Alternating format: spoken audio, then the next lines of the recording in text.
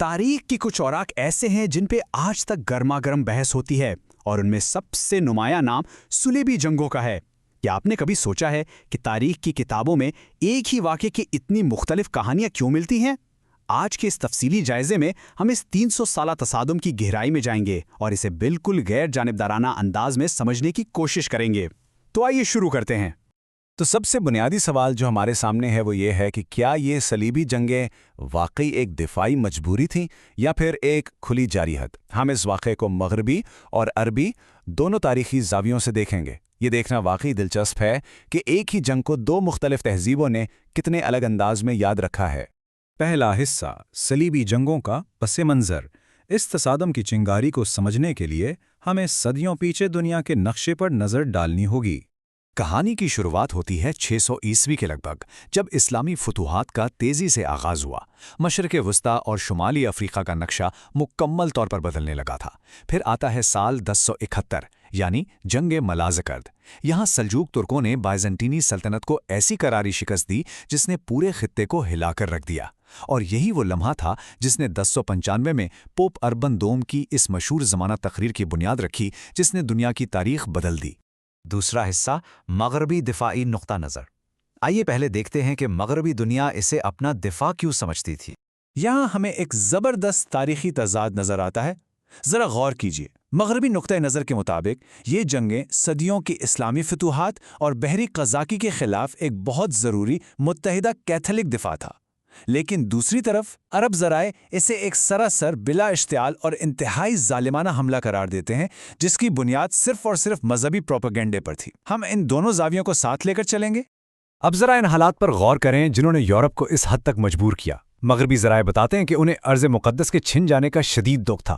اس کے علاوہ بحر روم میں بحری قزاقی کی وجہ سے یورپ کی تجارت تباہ ہو کر رہ گئی تھی۔ وہ خود کو چاروں طرف سے گھرا ہوا محسوس کر رہے تھے۔ پھر مسیحی زائرین کے ساتھ مبینہ زیادتیوں کی خبریں، اور سب سے بڑھ کر 1064 میں آرمینیا پر ترکوں کا تباہ کن حملہ۔ یہ وہ دباؤ تھا جس پر بازنطینی شہنشاہ نے مجبور ہو کر پوپ سے مدد کی بھیک مانگی۔ تیسرا حصہ، یروشلم پر خونی قبضہ۔ آئیے اب اپنا رخ عرب اور مسلم نقطۂ نظر کی طرف موڑتے ہیں کہ پہلی صلیبی جنگ میں زمینی حقائق کیا تھے۔ سال 1095 پوپ اربن دوم نے اپنی تقریر میں ایک سنسنی خیز دعویٰ کیا۔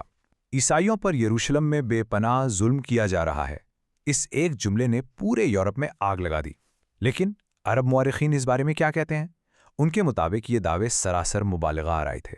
ان کا ماننا ہے کہ یہ کوئی حقیقت نہیں تھی، بلکہ لوگوں کے جذبات بھڑکا کر انہیں جنگ کے لیے تیار کرنے کا ایک سوچا سمجھا پروپیگنڈا تھا۔ 1,00,000 افراد، ذرا اس نمبر کو اپنے ذہن میں لائیں۔ اس دور میں اتنی بڑی فوج کا جمع ہونا واقعی ایک خوفناک حد تک بڑی موبلائزیشن تھی، اور افسوسناک بات یہ ہے کہ اس مہم میں پیٹر دی ہرمٹ کی وہ نام نہاد عوامی صلیبی فوج بھی شامل تھی جس نے مشرق وسطیٰ پہنچنے سے پہلے ہی راستے میں یورپ کے اندر ہی یہودیوں کا بے دریغ قتل عام شروع کر دیا تھا۔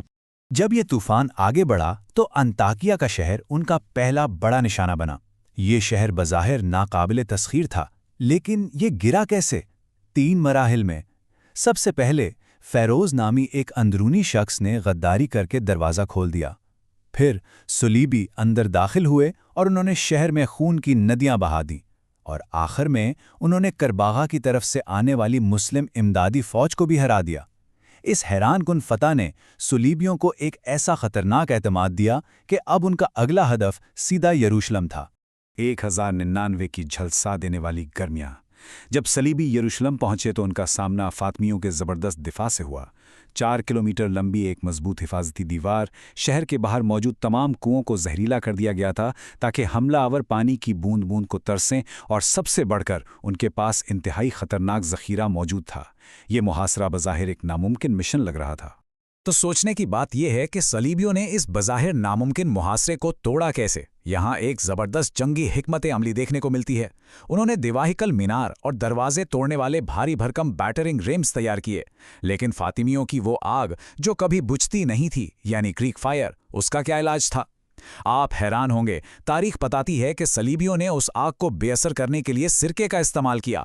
جی ہاں، اور اسی کمال کی بدولت وہ اندرونی دیواریں توڑنے میں کامیاب ہو گئے۔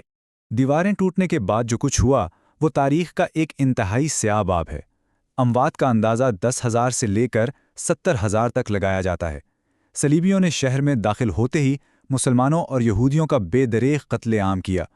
جو لوگ اپنی جانیں بچانے کے لیے مسجد اقصیٰ کے احاطے میں چھپے ہوئے تھے، افسوس کہ انہیں بھی نہیں بخشا گیا۔ یہ واقعی ایک لرزہ خیز سانحہ تھا۔ چوتھا حصہ، مسلم دنیا کی بیداری۔ دیکھتے ہیں کہ اس صدمے کے بعد اسلامی دنیا نے کیسے ایک متحدہ مزاحمت کے طور پر خود کو منظم کیا۔ اس ابتدائی تباہی کی سب سے بڑی وجہ کیا تھی؟ ذرا اس سیاسی عدم توازن کو دیکھیں۔ ایک طرف مسلم طاقتیں تھیں، سلجوق، فاطمی، عباسی، جو بری طرح بکھری ہوئی تھیں، اور دوسری طرف 4 بالکل نئی اور مضبوط صلیبی ریاستیں قائم ہو چکی تھیں: یروشلم، انطاکیہ، ایڈسا اور طرابلس۔ سچ تو یہ ہے کہ مسلمانوں کی اسی نااتفاقی نے صلیبی ریاستوں کو پھلنے پھولنے کا پورا موقع دیا، کم از کم اس وقت تک جب تک کہ کوئی انہیں متحد کرنے والا منظر عام پر نہیں آیا۔ اور پھر ہوا کا رخ بدلنا شروع ہوا۔ 1127 میں عماد الدین زنگی نے اقتدار سنبھالا۔ انہوں نے مسلمانوں کو اکٹھا کیا اور 1144 میں ایڈیسا کے قلعے کو فتح کر لیا۔ یہ کوئی معمولی جیت نہیں تھی۔ اس فتح نے صلیبیوں کے بارے میں یہ مت توڑ کر رکھ دی کہ وہ ناقابل تسخیر ہیں۔ اور پھر 1146 میں ان کے جانشین نور الدین زنگی نے اس مشن کو مزید مستحکم کیا۔ پانچواں اور آخری حصہ، دوسری جنگ اور اس کے نتائج۔ اب یورپ اپنا زبردست جوابی حملہ کرنے والا تھا۔ جب ایڈیسا کے چھن جانے کی خبر یورپ پہنچی تو وہاں ایک بھوچال آ گیا۔ پوپ یوجین III نے فوراً دوسری صلیبی جنگ کا بگل بجا دیا۔ اس بار معاملہ اتنا سنگین تھا کہ خود فرانس اور جرمنی کے بادشاہ اس مہم کی قیادت کر رہے تھے۔ اتنی بڑی شاہی طاقت، لیکن انہوں نے ایک بہت بڑی اسٹریٹجک غلطی کر دی۔ انہوں نے دمشق پر حملہ کرنے کا فیصلہ کیا، جس کا دفاع اس وقت بے حد مضبوط تھا۔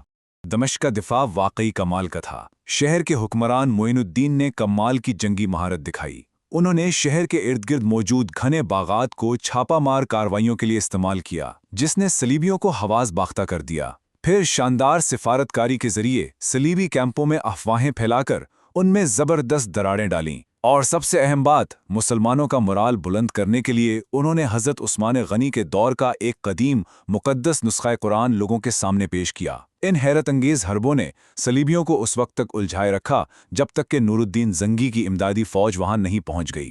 اس سب کا نتیجہ کیا نکلا؟ ایک ذلت آمیز شکست۔ حیرت کی بات یہ ہے کہ یورپ کی اتنی بڑی فوج کسی ایک بڑی اور فیصلہ کن جنگ کے بغیر ہی دم توڑ گئی۔ دوسری صلیبی جنگ کی اس ناکامی نے پوری اسلامی دنیا کو ایک پلیٹ فارم پر مکمل طور پر متحد کر دیا اور مستقبل میں سلطان صلاح الدین ایوبی جیسی عظیم شخصیات کے ابھرنے کے لیے راستہ بالکل ہموار کر دیا۔